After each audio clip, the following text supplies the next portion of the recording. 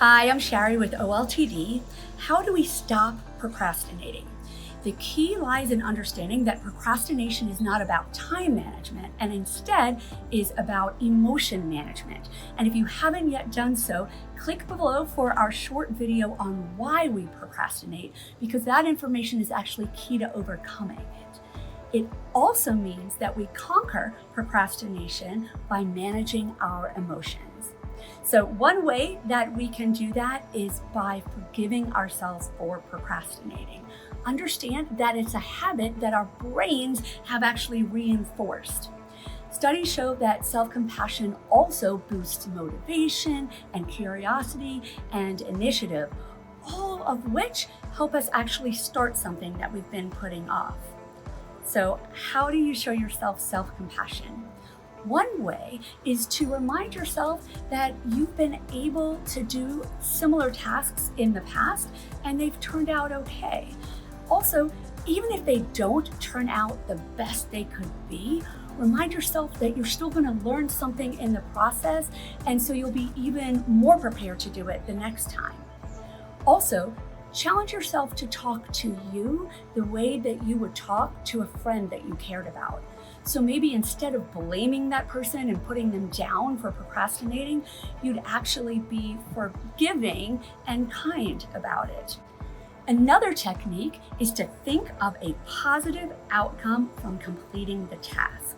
So create a better reward for doing it than the temporary relief we get from not doing it. Finding that reward helps dampen the dread. So think about how great it'll feel to actually start that task. You won't feel guilty anymore, you'll stop beating yourself up, and maybe even plan to give yourself an actual treat for completing it, or even for completing a piece of it. Like sometimes if I'm working on something, I feel like getting up and getting a snack, and I won't let myself get that snack until I finish that portion of it. And I know I'm not 5 years old, but this works for me.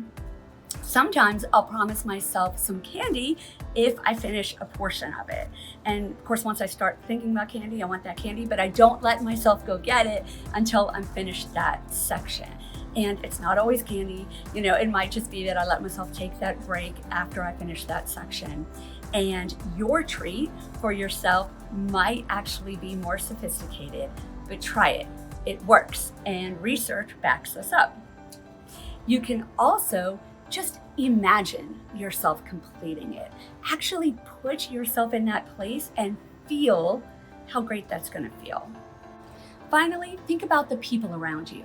Are they distracting, or do they help you focus? Because sometimes being around productive people can actually help us get motivated to start that task and to be productive.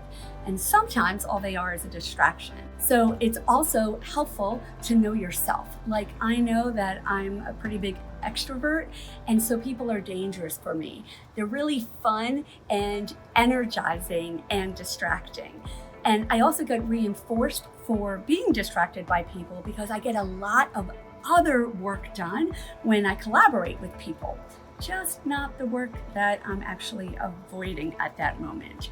So for me to finally tackle something, I need to keep the people out. I need to work where they aren't or close the door.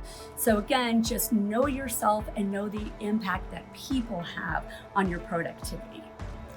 The biggest key is not beating yourself up. Procrastination does not make you a bad person.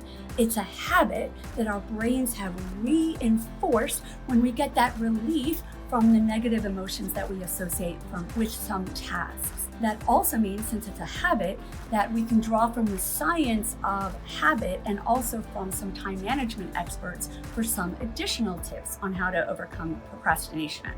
And I share those in our third short video on procrastination, linked below.